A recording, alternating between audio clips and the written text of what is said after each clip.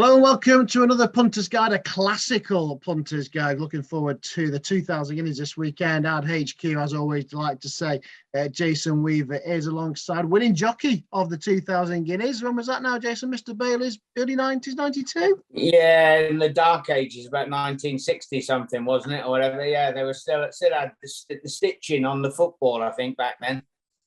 But it also obviously starts the proper season in terms of jockeys winners for the championship with the Sheen Murphy not around. Is it William Buick's for the taking? Absolutely. He's going to take a world of stopping. I have got a little bit of a sneaky feeling that the likes of a Silvestre de Souza will do incredibly well.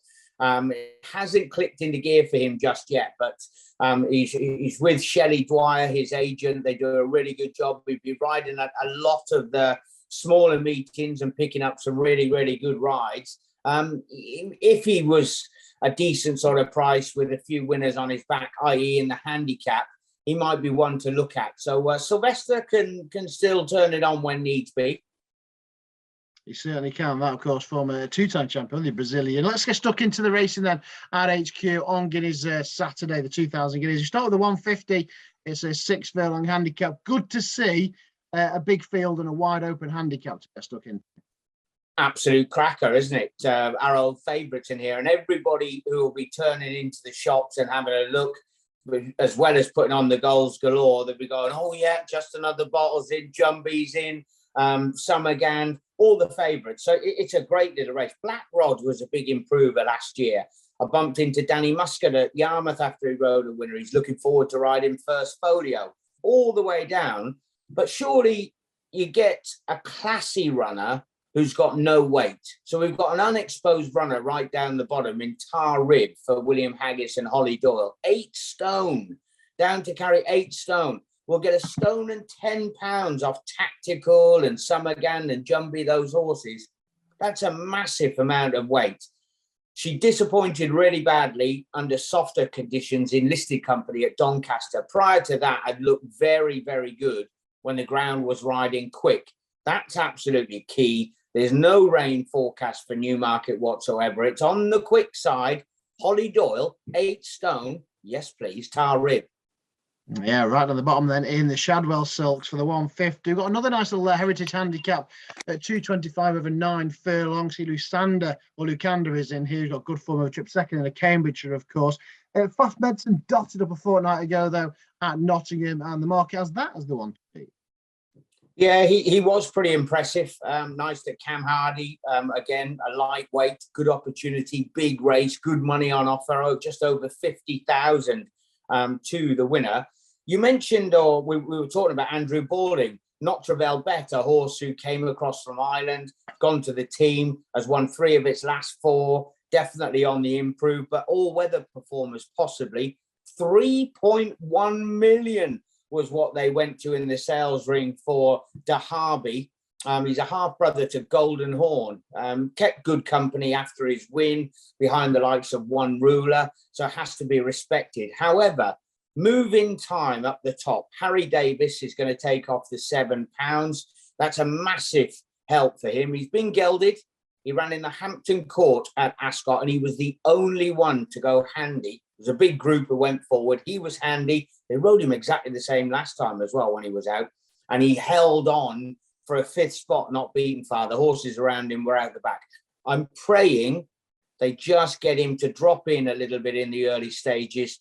I don't think he's at his ceiling, and the young lad's flying. There we are then now. The top one, Moving Time for Roger Varian. We move on to some of the fastest horses around in the Group 3 Palace House Stakes. And there's one thing that I've got a sweet spot for, Jason. It's a Henry Candy Sprinter. Yeah, superstar. Twilight Calls, how good did he look when winning the other day? Admittedly, it was right down in handicap company. He's taken a bit of a climb. He still has quite a bit to find on figures, the likes of Hurricane Ivor, who's carrying the penalty. Tis Marvellous, Ascot, the Beverley Bullet. He's an absolute rocket. I will say Clive Cox's sprinters so far this year have looked like they've just been taking a run or two to put them spot on. Khaadem is an old favourite, and the last time he won was the Scarborough at Doncaster under this pilot, William Buick. Remember, they allowed him an easy time on the front end. It's such a hard race. I think that 2 stabs, if you like. I'll have one that I think will go forward, and that'll be Khaadem. He recently was picked up by the Fitri Hay team, and he ran some nice races over in Dubai. And one last roll of the dice at a huge price. Existent for Stuart Williams and Marco Gianni. Disappointed in the Abanant really badly, but was still only beaten 4 lengths. Back down to the minimum. This should suit him. There we are. A couple then against the field. I remember you're quite straight on Existent in the Abanant. Right, here we go then. The first classic of the season, the 2000 Guineas, a big field, 15. And it's just like old times, isn't it? The boys in blue versus the Ballydoyle Battalion. But it's Charlie Appleby's team who look to have the stranglehold. Yeah, for sure. Absolutely. Look, I hoping as well, looking further down the line, we want him to win, don't we, Native Trail?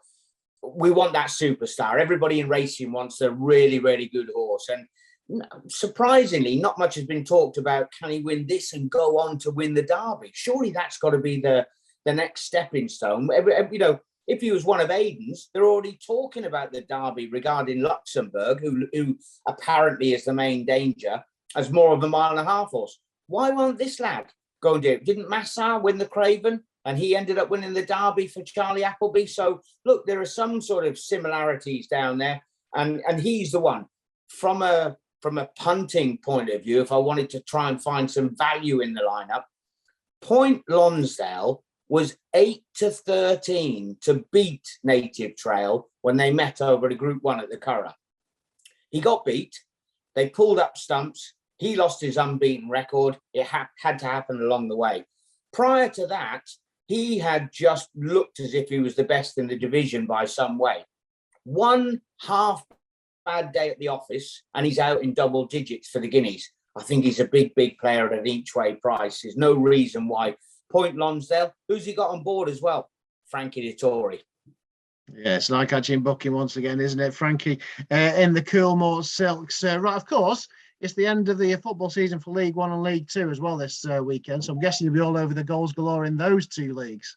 Absolutely. Listen, the boys, and we're what we want, not for racing, is we want good weather at the racing, but at every pitch around the country, we want it howling wind and rain. So it's just like me and you getting a toe punt in the far corner just to get that extra one on the ball. But of course, we love the goals. Yeah, end of the season in there. I know Jason does love his goals galore. Give us your best bet on the card at HQ then on this first classic Saturday. Do you know, I think if I was to put one up, there's no reason why Movin Time couldn't prove much better than where he sits at the moment. Harry Davis, a young kid who's been tipped for stardom, and I'm sure he's a very tight favourite for the Apprentice Championship. Movin Time. Moving time for Roger Vane and Harry Davis. Yes, a big player in the Apprentice Championship, and of course the championship start this weekend in terms of the Jockeys and Trainers title. Thanks to Jason for joining us. We hope to see a superstar in Native Trail in the 2000 Guineas, wherever you're back in this weekend. The very best of luck.